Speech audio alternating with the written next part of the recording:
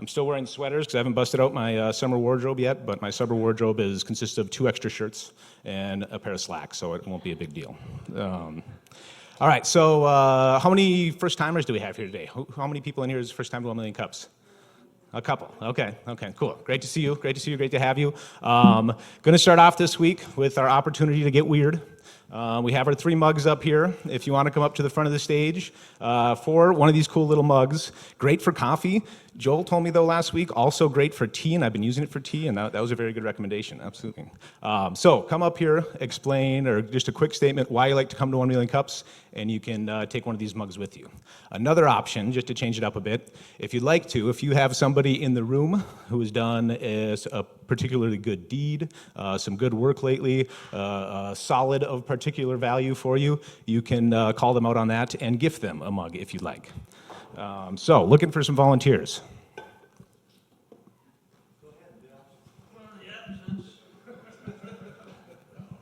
going to speak about a whole bunch of folks that are going to initiate a law to empower our auditor to actually be an auditor. How revolutionary.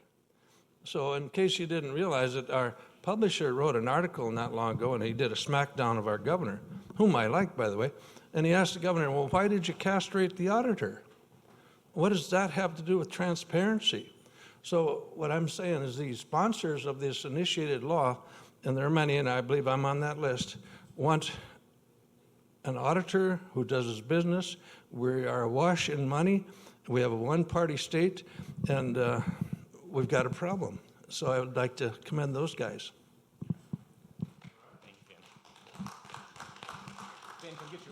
Finn, come get your mug.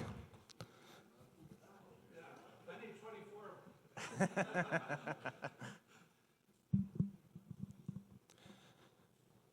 All right, anybody else? Well, I want to call out somebody, my friend and colleague. You might have seen the TEDx posters out there on your calendar. August 15th, TEDx is coming up. Somebody in the room is doing an awesome job of organizing and structuring that team. It's going to be an incredible event, and I want to call Lake and Ani out for her very good work in organizing TEDx this year. All right, we got one more up here. See, this is when it gets weird. Okay, well, oh, Kate's got it, good. Thank you, Kate. John, thank you for volunteering at the Art and Wine Walk and getting your cheeks pinched by all these women. You get checked in, you check their IDs. You're such a nice guy. Thanks, John.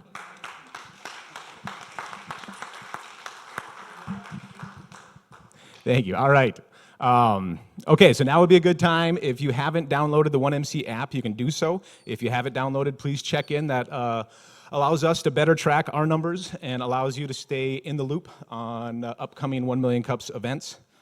Let me get my checklist out here. Couple sponsors. So we do have some costs associated with running 1 Million Cups for renting the facility, paying for coffee, things like that. These are the organizations in town that have supported this event. If you know somebody from those organizations, please give them a big thank you and let them know how much you love having 1 Million Cups in town. So what is 1 Million Cups? Free weekly program that gives 1 or 2 local startups the opportunity to pitch their idea and engage their community for advice and feedback. So we're a weekly event every 9 a.m. Wednesday morning, community of people coming together to support other people, entrepreneurs, doers, shakers, movers, giving them good constructive feedback, maybe giving them advice, maybe connecting them to some resources, to some people we know, basically a community that's supportive of entrepreneurship in Bismarck, Mandan. And of course we serve free coffee every week, which is nice. Okay, I think it's time for community announcements. So if you have any announcement, please come to the front of the stage here. No, just here, John. You can be there. Good morning, John Nagel with Package. How many have heard about Package? A few of you? So it's Uber and Lyft for sharing or delivering packages. The announcement today is we are now in 4 cities here in North Dakota, Minot, Grand Forks, Bismarck, and Fargo. So if it feels really good to be expanding a little bit with a small startup here. And we actually have, how many are signed up as drivers for packages? Come on, there's a couple. There's one over there. The reason I ask is if you're going to go to any of these locations anyway, you might as well get paid to go there. So if anybody's going to Fargo or Minot in the next day or two, there's packages waiting at the local Stay Mart here to be picked up. Take with you and make a few bucks on your journey. But thank you for those of you that are familiar with package and supporting us, and thank you to 1MC.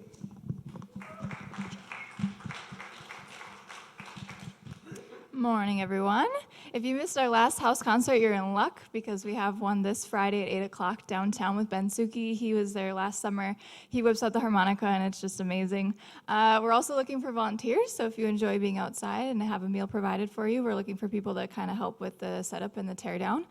So information will be on Twitter if you want to get involved in that.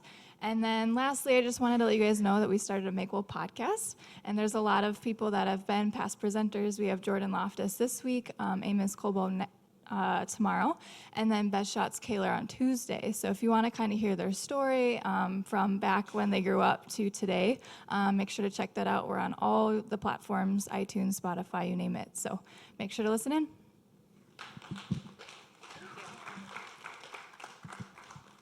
Greetings.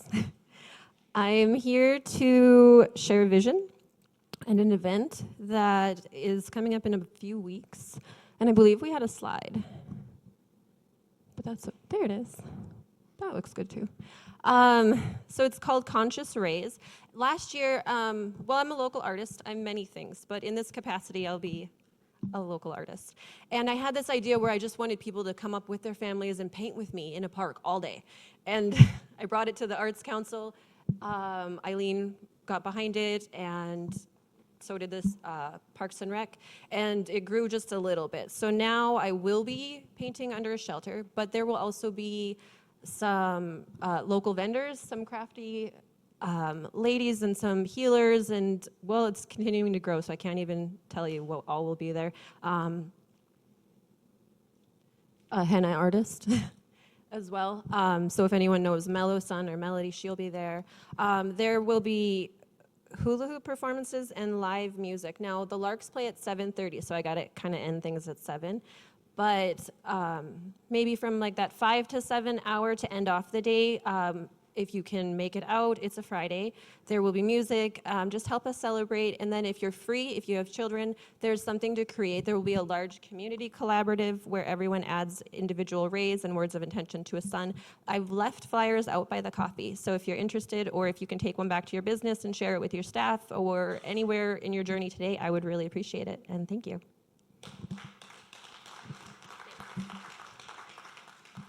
All right, thank you. All right, so without further ado, today's theme is soil health. So we have two entrepreneurs to bring on stage today, both working to improve soil health in North Dakota. My checklist is not working here. Analog still has its merits. But our first speaker will be Derek Lowestuter from Black Bison Organics. They put together a proprietary blend of ingredients that I believe is vegan now too. It's a vegan fertilizer. It didn't start off that way, so he's going to tell you the story of how Black Bison got to where they are today. Let's give him a warm welcome. Thanks, Tyler. So good morning, guys. Can you hear me okay? Yep. So thanks for coming out this morning. It's kind of a different crowd that's willing to talk soil first thing in the morning. And I'm excited to be here because it was almost exactly 3 years ago that I first came to 1 Million Cups. And at the time, really all I had was the logo, the Bison logo. And then I just kind of rambled for half an hour, and people very graciously listened. So now I have something a little bit more substantive to share with you. So again, thank you for coming, and I appreciate your time. So as Tyler said, my name is Derek Lowestuter. I'm the founder and co-owner of Black Bison Organics. We're a family-run manufacturer of soil building fertilizers that are produced from natural and local ingredients. So the main way that we want to stand out from other fertilizer companies is that instead of just fertilizing dirt, we want to help growers build healthy soil. When you take care of the soil takes care of your plants. And so how exactly do we do that? Again, that sounds like a good marketing tagline, but how do we actually make that happen? So we focus on the one element that all life on Earth is built upon. So carbon-based life. I'm sure you guys have heard about that. So all living things on Earth, and previously living things on Earth, are based on carbon, the carbon element. About 50% of that volume, of that biomass, is carbon. So anything currently living, previously living, is carbon. And that's important because carbon has been called kind of the king or queen of elements. Doesn't really differentiate because it can form more bonds with any other element. To date, there's about like 10 million carbon compounds that have been listed.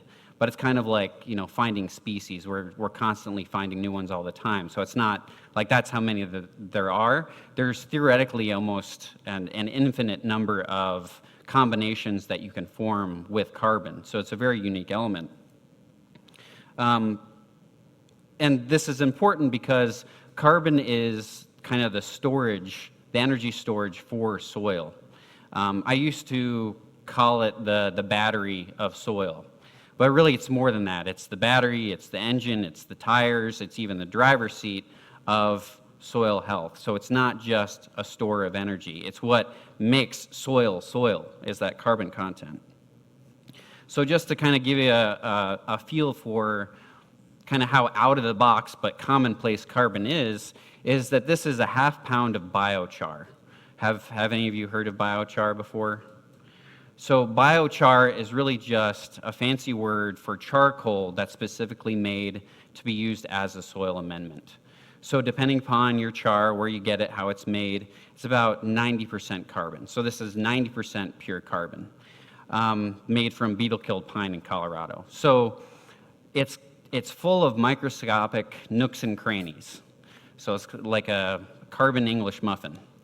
And so if you took all those nooks and crannies and you folded them all out, you ironed them out in a flat sheet, in this jar, this half pound of carbon is 40 acres of surface area. 40 acres in just this jar. The jar literally weighs more than the carbon inside of it. But that surface area, that 40 acres, that's all chemical bonding space, that's physical bonding space. Some of it can be decomposed by microbes, some of it can't be. So it's really an incredible substance. So pure carbon, so that's 90% carbon. Pure carbon is black. So that's where the black in our black bison comes from, is the high carbon content. And when you think about healthy soil, what do you think of? You think of like dark, rich soil. And that black comes from the organic matter, that carbon that's in the soil. So if you have really light soil, it's going to be intrinsically just lower carbon, less productive, less water holding capacity. It can't hold on to nutrients as well. Yet nearly all synthetic fertilizers, and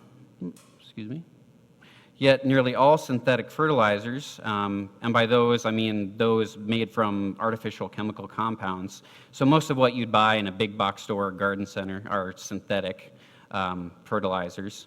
And even some organic fertilizers not only ignore carbon, but they actively try to deplete it in order to wear down that battery. Because when you're wearing down that battery, you're spurring vegetative growth in your plants. So you're using up that carbon for short-term gain instead of long-term soil health and ultimately plant health. So as that's happening, you become addicted to using these chemical fertilizers. And I don't use that term lightly. It is a chemical addiction that your soil needs in order to maintain yields. Because as you wear down the carbon, you have to supplement that soil with more additives in order to maintain the yields. And so even as nutrient density or the taste is declining, you have to put more and more chemicals on the plant in order to get the same level of growth. So our unique blends have only the good stuff. So we don't have any fillers. Most of our ingredients are either grown or mined in North Dakota. So those primarily are humic acid and flax meal, but we also have biochar as a major component. We have kelp meal, molasses. We inoculate it with beneficial fungi. So if they're not present in the soil, we kind of, it's kind of like taking a probiotic for your soil. And then those ingredients we don't just select for the way that they can help develop healthy soil, but also the way that they're grown or harvested or produced in some way, so that we're not having a negative impact that's not seen on the back end of the package. And then depending upon how you manage your soil, the benefits of our fertilizers can last seasons, decades, potentially even centuries. So if you just Google biochar, you'll go down a rabbit hole of a lot of research that has really taken off on looking at the stability of the carbon in soils that really can provide benefit to these soils for potentially even millennia if it's managed correctly. So our products are minimally processed, which means they're not as concentrated. So if you were to look at the nutrient content on our fertilizers, it's relatively low compared to other fertilizers that you'd see. So when you look at a fertilizer, often you'd see 3 numbers, which is nitrogen, phosphorus, potassium, NPK. And by law, if you call anything a fertilizer, you have to have those 3 numbers on there, listing the percentage of those elements in that fertilizer. And so we definitely can't compete from the nutrient density of those, but ours are kind of broader spectrum. Instead of these individual elements that chemical fertilizers are trying to supply, we provide a broader range of nutrients. So the forms of nutrients are basically what would be naturally found in the soil ecosystem, not just something that's made in the lab. Because of that, our products aren't only carbon neutral, they're actually carbon negative. So by working on agricultural byproducts, and then specifically biochar, we're sequestering carbon long-term in the soil. So we're actually storing more carbon in the soil and allowing the soil to store even more carbon than it takes to produce our fertilizers. So instead of being a large carbon input that you get with most commercial fertilizers, we have, we're basically on the negative as far as carbon output goes. So our products, they are listed. They're not OMRI certified, which certifies it for certified organic use, but certified organic growers can use our products. They do not contain GMOs. As Tyler said, we are now completely plant mineral based, so we can say that it's a vegan blend, which is actually fairly atypical. We use recycled agricultural byproducts and are locally produced. And so with vegan, that might just seem kind of like a marketing gimmick, but really our point in putting that on there is that most organic fertilizers rely on highly processed or far transported ingredients like bone meal, blood meal, feather meal, which take a lot of energy to produce. So they're byproducts of animal slaughter, and then they have to be processed and sterilized and then transported in order to make these blends. Or it could be like bat guano or other forms of phosphorus, potassium that are shipped literally halfway around the world in order for us to get in our gardens in North Dakota, which really doesn't make sense to me. So we currently have 2 products available, and I see some of you guys smiling, so you probably know the artist, Ben Brick. We're lucky to live in Bismarck, where we have a great designer community. So Ryan at Up and Running did our initial logo with the Bison, and then Ben Brick did all of our packaging design, not just the illustrations, but also the entire label front and back. So I have examples up here if you want to check them out. They are really cool. He did a great job on So they're currently available at Terry's Health Products here in Bismarck, and then also Baker Garden and Gift in Fargo. We sell in person at Bismarck currently. Some people I recognize from seeing on Saturday at Bismarck, and then we do sell online too. We're always trying to get more retailers to carry our products. The main problem that we run into there is that garden centers and these big box stores, they instead of buying from individual manufacturers, they buy from distributors that carry thousands of items. And so instead of placing orders with these individual manufacturers, they'll just place one order with this large distributor. So it's really hard for us to get into those businesses unless customers directly request it. And then in most cases, the business will gladly carry it if they know that there's people who are interested in buying it. So wink, wink. If there's a garden center that you like going to, feel free to request our products. And so just to kind of reiterate the importance of carbon and kind of standing out relative to other fertilizers, Dr. Ratan Lal, he's a professor of soil science at Ohio State University. He's fairly well known in like the soil health, soil carbon academia circles. He's also the Nobel Prize certificate recipient. But he's calculated that a mere 2% increase in the carbon content of the planet's soils could offset 100% of all greenhouse gas emissions going into our atmosphere. So that might seem kind of out of the box. We're always trying to find these very technical ways to either reduce carbon input or sequester carbon, but our soils and our oceans have been doing it for literally billions of years. And instead of trying to develop these technologies that are very time and money intensive, if we can manage our soils better, we can sequester that carbon, pull it out of the atmosphere with plants. We don't even have to do it. The plants do the work. And then that's stored in the soil. And not only will that decrease the amount of carbon dioxide in the atmosphere, but it would greatly improve the health of the soil. Because with that additional carbon in the soil, you're talking about, again, the nutrient holding capacity, water holding capacity, the microbial communities that are breaking down that organic matter and making it available to other plants and helping those plants fight off diseases or other pests. So instead of creating new systems, it's most effective to work with what we have, and then we get benefits from it aside. So like tastier tomatoes. How can you argue with that? I'm not trying to sell our products as like a pie in the sky. We're going to solve global climate change or anything like that.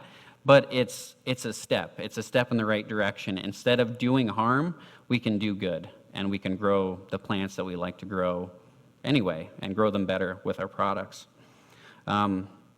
So kind of it's a tagline, it's a marketing tagline, but it's nevertheless true, is that we want to help growers grow a better world from the ground down.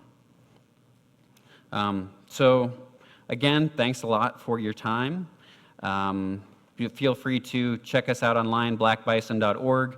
We also are on Facebook and Instagram. And then all of our fertilizers we use on our own small farm. That's kind of our other startup. If we didn't have enough work to do, we started a farm. But really, that's where we try out these products and we make sure that they work for us so that we'll know that they work for you. We don't want to sell something that isn't providing the benefit that we want it to. So, yeah, thanks again. All right, let's hear it for Derek. Thank you. And I'm really sorry, Derek. Clearly, my introduction didn't do you justice, too. That Kate saved me. She sent the right intros, but the vegan and shrug, you have a lot more going on with that than that. So sorry about that. But all right, our next speaker is Austin Bitz with Dakota Gypsum Supply. So Dakota Gypsum's goal is to bring back our local farmer soil to its natural, clean state. Due to our soil becoming polluted, they use gypsum, which is from recycled drywall, to bring it back to its organic state. They reuse unwanted drywall that would typically go to the dumps and fill up our landfills. Dakota Gypsum supplies an all-natural, eco-friendly green company. Let's give a warm 1 million cups welcome to Austin Bitz.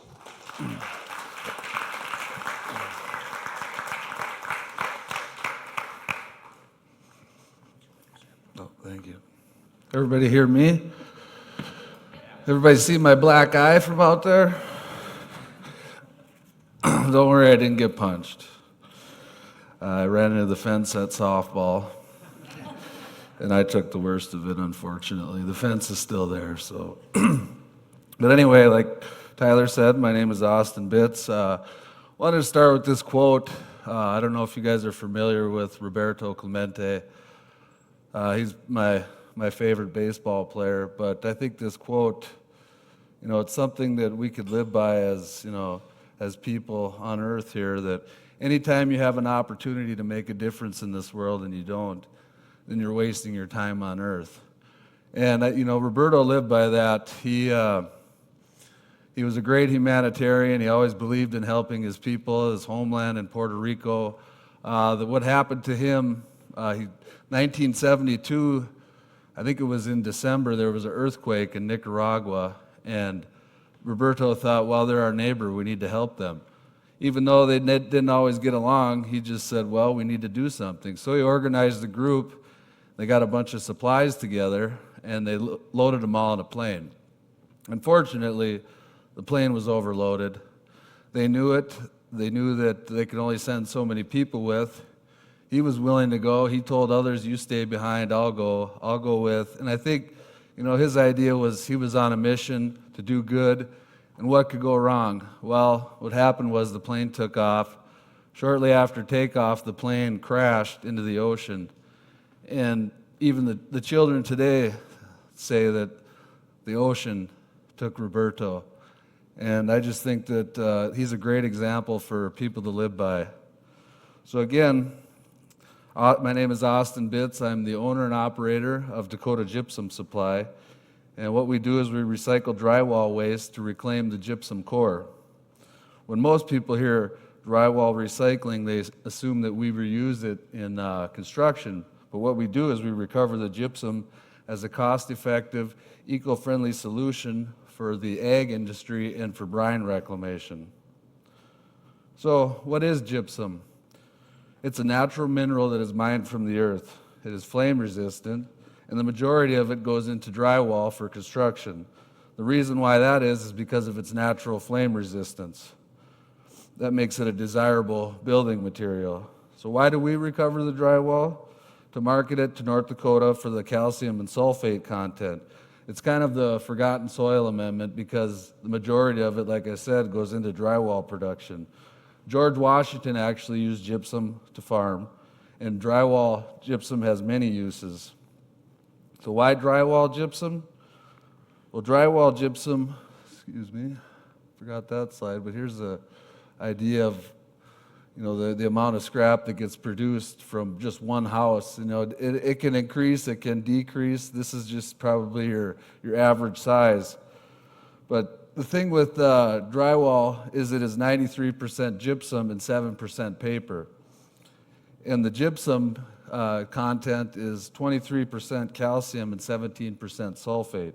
Now the calcium, what that does, it'll loosen the soil, it makes it more permeable, and it maintains the chemical balance, but also it can reduce the salinity in soil. Now the sulfate will add vitamins, adds flavor to plants like mustard, onions, and garlic, but also assists in seed oil production. Now in our state, we have two different kinds of soil.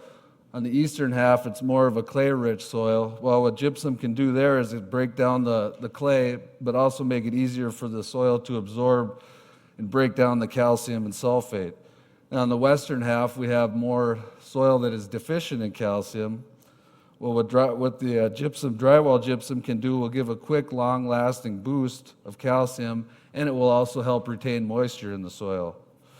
And also statewide, we have issues with just natural salinization, but also from farming practices. What drywall gypsum can do is help penetrate and wash away the salt. It is a natural, cost-effective solution for the agriculture industry. Now, when you get to the brine industry, brine remediation, what gypsum can do in the fine form here, it's kind of a fine flour. Don't walk through the airport with this, you might get in trouble, but this is gypsum. What it can do for initial spills, they can dump that on the spill and it will help absorb the spill, which lessens the long-lasting effects and makes it easier to clean up. And the calcium in gypsum can also work for, we have brine impacted soil that goes back to the early oil production in our state. Basically, the land is dead. They have a hard time growing anything on it. But what gypsum can do is penetrate the soil and help flush out the salt and brine in the soil. It is a cost-effective solution also to reclaim brine and brine remediation in our state. This is why it is desired for brine reclamation. It is mainly the most desired gypsum is drywall gypsum for brine remediation. So now, again, back to this pile. During installation, what happens is 25 to 30% of the drywall used is wasted. Now, just think, as a consumer, when you purchase these in full sheets, well, you're automatically losing 25 to 30% because it's waste that's created during the process. Now, also, the installer is paid by the square foot, which means they are paid for the sheet, including the waste also. So again, the consumer loses there. But then imagine, okay, we've got this pile, what are we going to do with it? Well, we have to dispose of it. Well, you have pretty much two options. Either you get a roll-off dumpster, which costs typically $300 to $400, or you take it to the landfill yourself, and you could pay anywhere from $50 to $150, depending on the amount, the tonnage. But what we do is we offer a free drop-off site, and I think people like it because they don't like going to the dumps. Anybody been to the dumps, they know it smells, it's not fun, and the birds attack you. So, but a lot of people have been bringing out their drywall, and we're located close to the dump, so it makes it a lot easier for them. And the problem with drywall waste, it is a large part of the construction waste stream. And it is estimated that in North Dakota on a yearly basis, 15,000 to 20,000 tons are deposited in our landfills. We'll take another picture here. This kind of give you an idea. This is our stockpile here. Now this building is about 300 feet long. This is one end to the other. Now imagine that being buried in the landfill, how much space that's going to take up. And that's just probably close to 1,000 ton. Now magnify that 15 times, spread out throughout the state. And the problem with drywall in the landfill is the paper casing doesn't allow it to break down. So most likely it's going to stay in that form for many years underneath the ground and not break down, again, taking up a lot of space. So in North Dakota, there is a source for gypsum. It's not drywall gypsum, it's FGD gypsum. It's flue gas desulfurization. I don't know if you guys are familiar with that. The coal plant in Stanton, the gypsum is a byproduct of this process. Basically, it's how they clean, make sure that they're not releasing stuff into the air that they shouldn't be. But it's only available in one form, and that's the problem. It's hard to spread. It doesn't spread evenly. And it's hard for farmer or even the truck driver to dump the gypsum on the farmland. And it is not as soluble as drywall gypsum. It breaks down slower, and it takes longer for the calcium to penetrate. Now, Dakota Gypsum Supply drywall gypsum is very soluble. It breaks down fast. Plus, we screen it to size. Like I said, this is the fine flour. Then we also have our coarse gypsum, which is more desirable for agriculture because you get different sizes, so you'll get the quick calcium boost, but also these will absorb moisture and hold moisture in the soil. Now, like I said, the coarse is for ag and the fine is for the brine spills. Now, the nearest source for drywall gypsum there again is the coarse. The nearest source is in Minnesota. Innovative Gypsum Products, Travis Leonard, he's in Princeton, Minnesota. We met a couple of years back. The difference between what they do and what we do is they don't screen it to size. They combine the fine and the coarse, which it works with their market because their market is more agricultural based. But for us here, being that we have this brine problem in our state, it's good that we are able to screen it so that we can use one for brine and one for the agriculture industry. And we don't really consider ourselves competition. We're more friendly. It's nice to have somebody you can call if you have any questions, or reach out to in case I encounter something that I haven't before, or same thing with him. But the thing in North Dakota, I believe we have a bigger market for the drywall gypsum. I mean, you could purchase gypsum in the hardware store, but you're only going to get it in 50-pound bags. And it's not drywall gypsum, it's a hard pellet form. It's not as soluble. So again, why Dakota Gypsum supply gypsum? Because it's the best source in our region. It's available in bulk and in bags. It is more soluble. And like I said, we screen it to different sizes. Well, why does North Dakota need it? Because we're a farming state. Our farmers need the coarse gypsum. It's easy to apply, long-lasting effects of calcium and sulfur, and it retains moisture. And we've established a relationship with Hefty Seed in Wilton, along with Pan Ag in Mandan, and they will be spreading our course this fall. So those are just a couple companies we're working with now, but also as far as for the brine remediation, we've established a relationship with Terracon out of Fargo. Now, for brine spill cleanup, like I said before, gypsum absorbs the brine to make it easier to clean up, but also the dead soil from the long-lasting effects.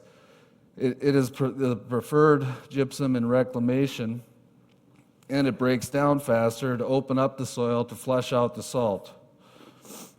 Now, brine devastation in North Dakota is a real problem. It goes back to early oil production and is estimated cleanup cost of over $1 billion. So, once upon a time, I dreamed of drywall recycling in North Dakota, and in 2018, Dakota Gypsum Supply was established. And we operate in a 5,400 square foot space east of Bismarck. And in 2018, we financed recycling equipment from USA Gypsum. This will kind of show you how it spread. That's the brine devastation. I'm so good at using this thing, obviously. This is USA Gypsum logo. The owner is Terry Weaver. He started in 1998. Now, we have a good relationship. I toured USA Gypsum in 2014. I saw the equipment running. And like I said, in 2018, we purchased it for $120,000. And Terry has been a mentor along the way. I mean, he's got so many years of experience and knowledge, it's pretty invaluable. And the equipment that we purchased can produce 6 to 8 ton an hour. There's a picture of some of the equipment. You can see I still have my black eye there, but couldn't get rid of that. But here's the main container. This has a trommel and a hammer mill in it. The drywall goes through the hammer mill, it's sifted in the trommel, then the fine gypsum comes out one end, and then the paper and the coarse will go into the shaker, and that's where it's separated, and I'll get separate paper out of one conveyor and coarse out of the other.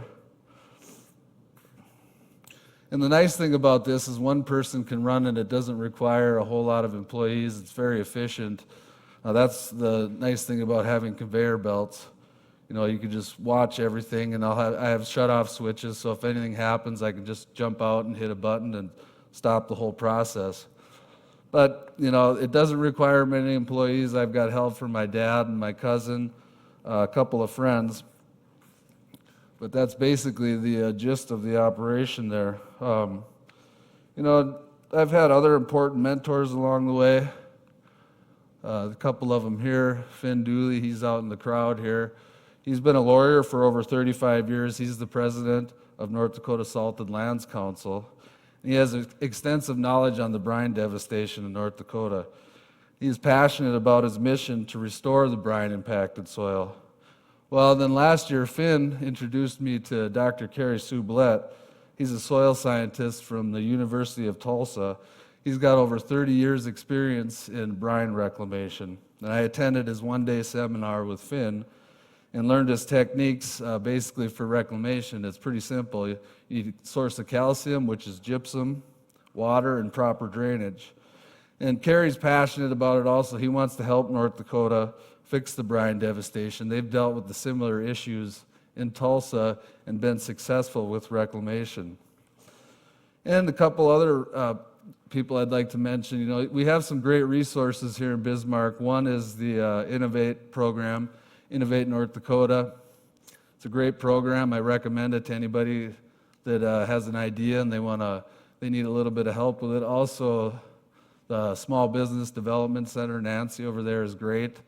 And Maureen is out here, Step Up Referrals. She's a great help as far as, you know, getting your message out there to people and marketing. And through the Innovate program, I was able to meet Dr. Jeff Stamp. He's been a lot of help too. What he does, he travels around the world. He helps businesses. He encourages and entrepreneurs.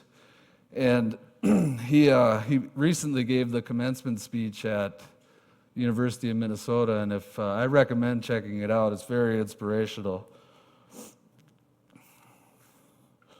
So basically, my background, I was born in Bismarck. I went to St. Mary's. I attended BSc. I've owned and operated Hangman Drywall since 2008. I'm married to Kelly Bitz, my wife. We have 4 children. And I'm very passionate about the impact of drywall recycling. And why I chose to do it was to make an impact in our state and our region, but also to reduce the amount of waste going into the landfills, and to repurpose the valuable gypsum and to market it as a cost-effective, eco-friendly solution for the ag industry and for brine reclamation. And my vision is to recycle drywall waste, to reclaim the gypsum, then screen it and supply it to North Dakota. Now, I'd like to see the whole state involved in this, where we could get the drywall from all over the state, but you know that'll happen someday, I believe. You know, once upon a time, this was just a dream, but this is becoming a real beneficial business for our state and our region. And you know, it only makes sense to recycle drywall, as you can see from these pictures.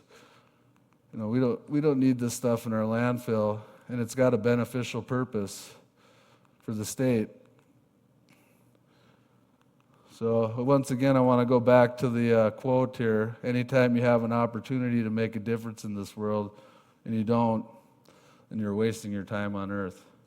Again, I want to thank you, and I hope you can help support my business any way possible. Get the word out there. If somebody's doing a basement or a house, you know, we'll accept their scrap for free, save them a little bit of money. Thank you. All right, let's hear it for Austin. The chair.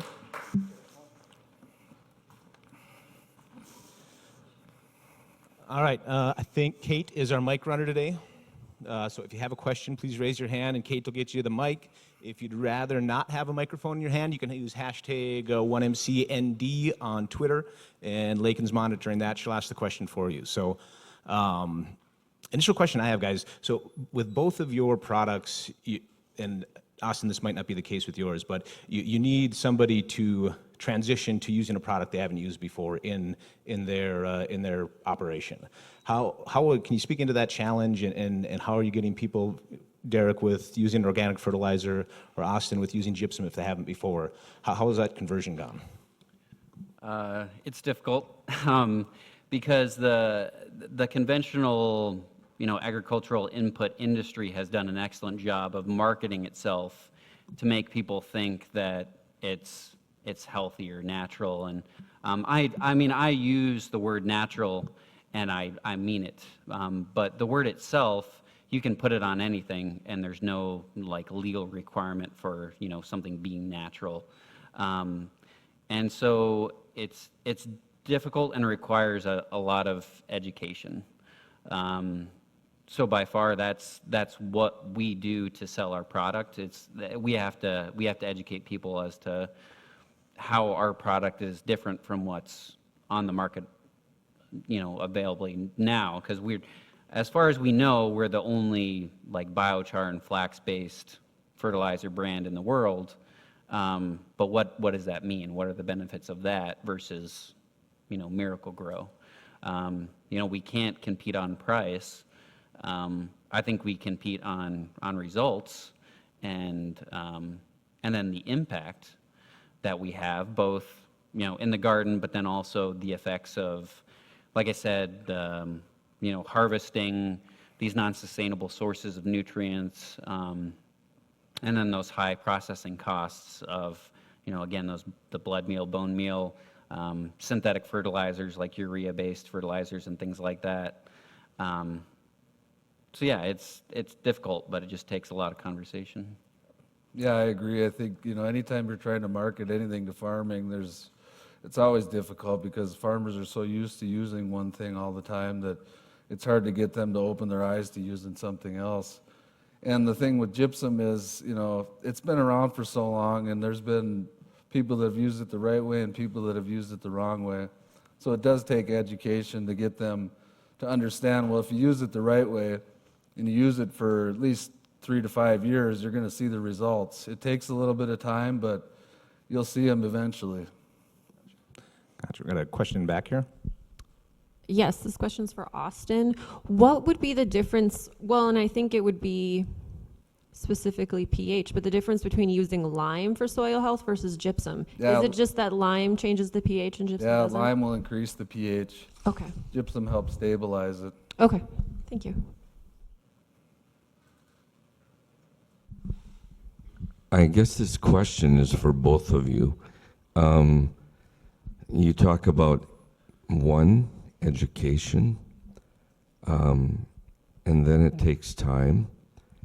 Have either of you made connections with NDSU and their research facilities or farms, whatever you want to call them, throughout the state? Because if you can kind of back your very good programs with that research, I don't know if that would help you. And then the extension services that are part of NDSU.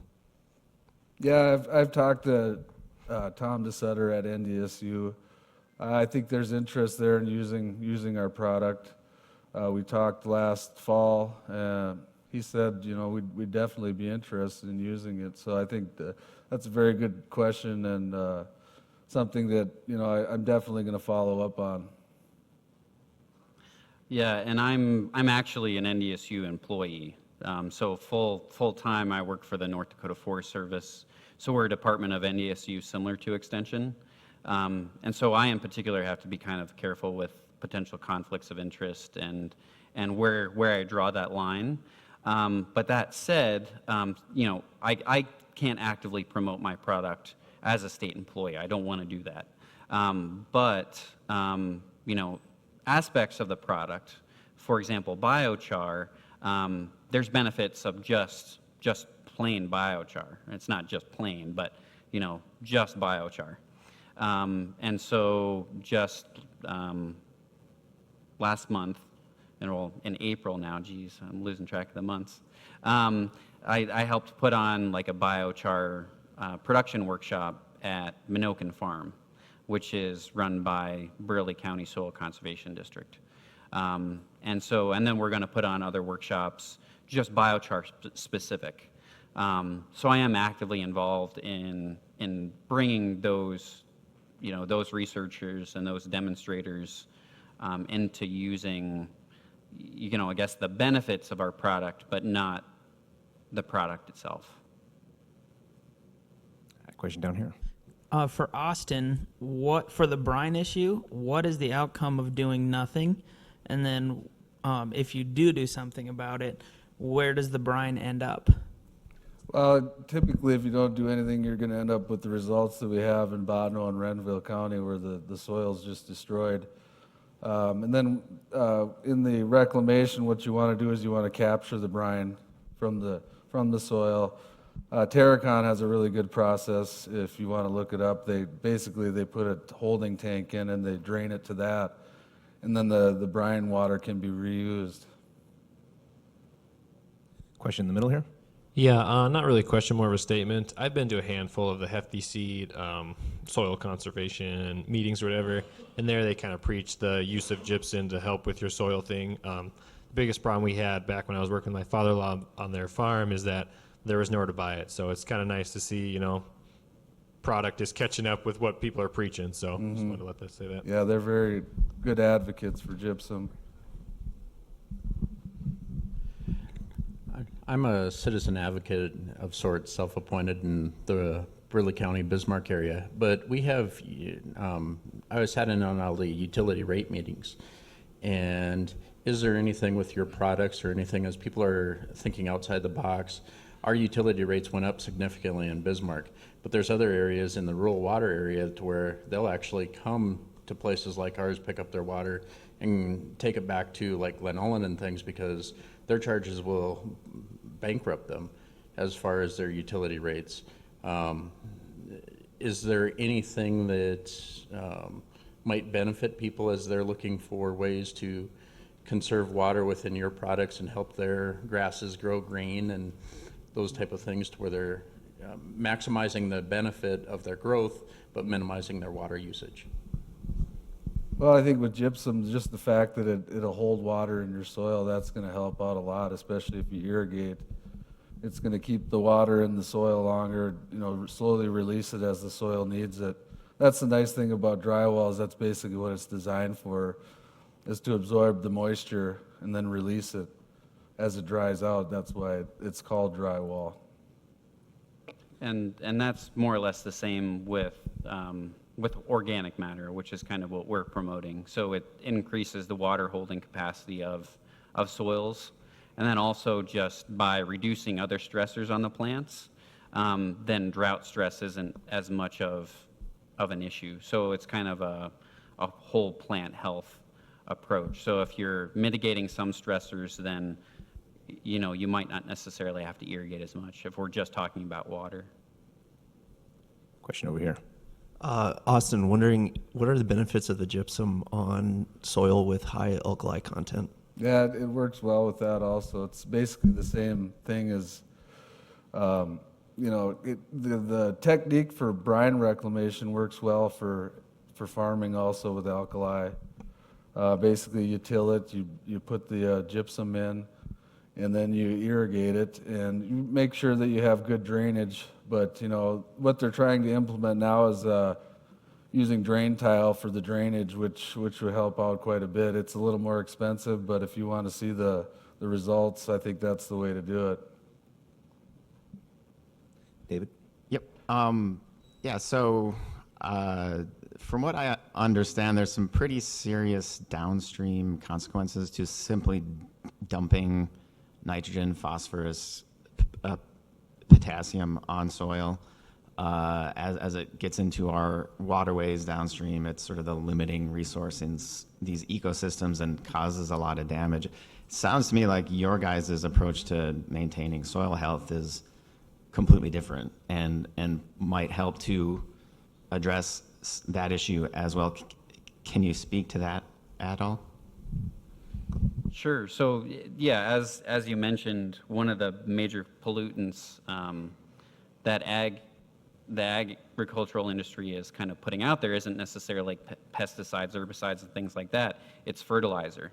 So not only is that a waste of money that the farmer's spraying these products on the field, but then when they get washed away, or if the soil's not able to hold on to those nutrients, if they just leach out through the soil column, then they go into waterways, and so they cause algal blooms. So like in North Dakota, that's kind of a huge issue is, there's all these impaired streams and lakes that, occasionally people can't even swim in them because there's these algal blooms that, if people swim in them, they could potentially get sick or even die, like dogs drinking water and dying from the toxins that are produced by this algae. And then also killing, fish and other aquatic life. So it is a major issue. So at least with our products, we want to supply the nutrients in a form that the plants can take up as they need them, and then also increase the soil's ability to store those. So like with biochar, for example, again, with it being that high carbon content, it's able to physically and chemically bond onto these these compounds, chemical compounds, the cations that plants take up, and so that they don't get washed away. They get stored in the soil until plants need them, and then literally the plants exude chemicals, and then there's fungal interactions as well, and then they just kind of pick off what they need as they need it. So it is a completely different approach, but there's a lot of pushback on it because when we're looking at like an agricultural state like North Dakota, when we're talking about the agricultural industry, we're not talking about food. We're talking about all that money is coming from inputs.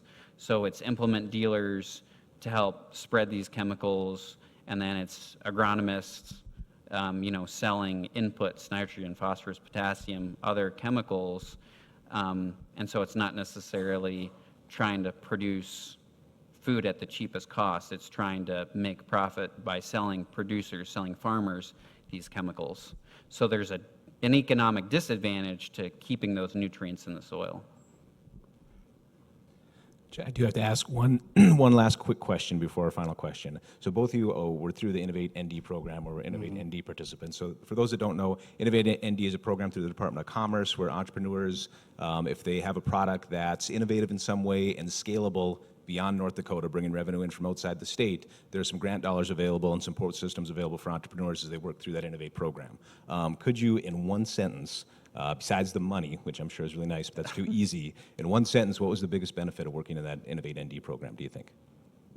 Well, for me, it was just the one-on-one and being able to come in and whenever, set up an appointment, come in and, just work through the issues as you go. When you're starting a business, you got to do a lot of research.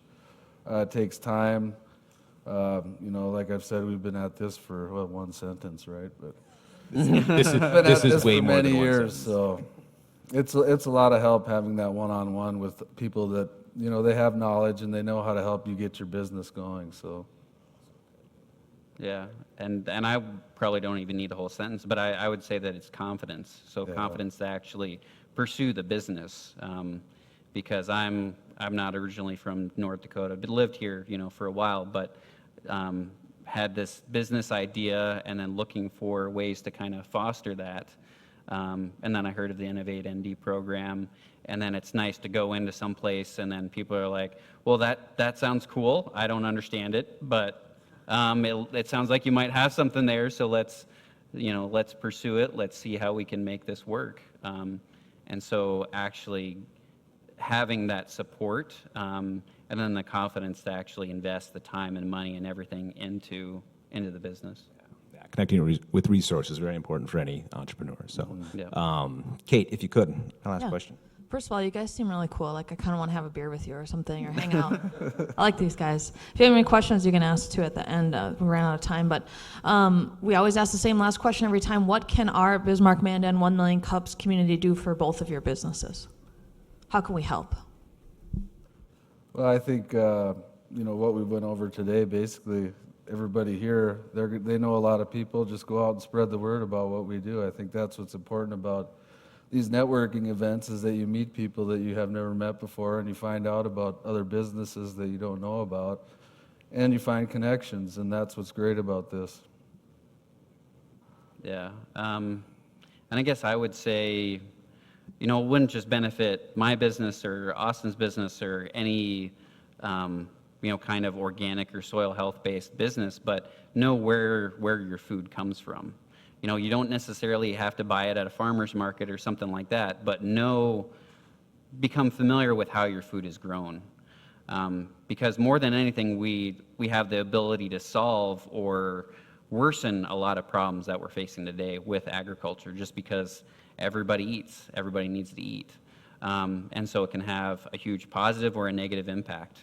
And what we buy has a direct impact on that. So that I would just encourage you to do some research on that. Well said, well said. All right, let's hear it for Austin and Derek. Thank you very much, guys. Thank you for your time this morning and sharing your stories. All right, well, sorry we went a little bit over 10 o'clock this morning, but last couple of things. If you would like to, if you're interested in being a speaker for 1 Million Cups, please go to this link, 1millioncups.com/bizman, and click the apply to present link there. Next week, we'll be back 9 a.m. Wednesday with Brandon Loftus from the Aviary. So hope to see y'all then. Have a great rest of the week.